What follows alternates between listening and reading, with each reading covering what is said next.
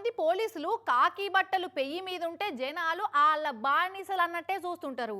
పురుగుల కంటే ఈనంగా తీసి పడేసి మాట్లాడుతుంటారు.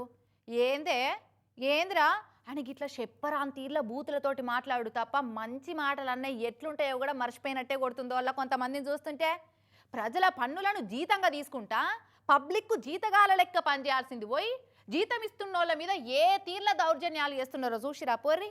ఆంధ్ర హోంమంత్రి అనితక్క మీరు ఈ ముచ్చట ఖచ్చితంగా చూడాలి. తెనాలి పోలీసులు బహిరంగంగా ఎవ్వల్ని పడతాలని తన్నుడు తప్పే కాదన్నారు కదా, ఇది కూడా తప్పేం కాదని మాత్రం అనకొర్రి. వాళ్ళేం దొంగలు కాదు, ఏదన్నా నేరం చేసి దొరికినోళ్ళు కూడా కాదు. ఇంటాయన లేనప్పుడు ఆడామున్నదని చూడకుండా లోపట్కచ్చుడే కాకుండా పిల్లగాన్ని ఇష్టం ఉన్నట్టు బూతులు తిట్టి ఆడామని ఎట్లా పడితే అట్లా దొబ్బేసి షాపులకచ్చి దౌర్జన్యం చేయొచ్చునా చెప్పుర్రు. ఇప్పుడు మీరు నేను పోలీసును ఏడికైనా పోతామని అంటుర్రు. నిజమే, ఏడికైనా పోవచ్చు గాని ఆ దొంగలు నేరగాలం పట్టుకునేది అందుకు. రౌడీల లెక్క జనాల ఇండ్లల్లో జొర్రి పబ్లిక్ నే బెదిరించే అధికారం ఏడికెళ్ళొచ్చింది? పోనీ ఇంట్లోకచ్చి ఎంకులు ఆడేందుకు నోటీస్ ఇచ్చిరా అంటే అది లేదు. మరి ఎస్ఐ ఇంట్లో కూడా గిట్లనే పోయి దౌర్జన్యం చేస్తే ఊకుంటాడా అని జనం అయితే మస్తు మండి పడుతుర్రు.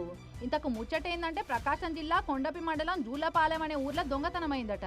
అయితే కిరాణా షాప్ లో సీసీ కెమెరా ఉన్నది కదా అని వీడియో ఫుటేజ్ చూడాలని షాప్ కాడికొస్తే గదేందో మాకు తెలియదు, మా ఇంటాయన లేడు, అచ్చనంకి ఇస్తామని చెప్పిందట షాప్ ఆమె.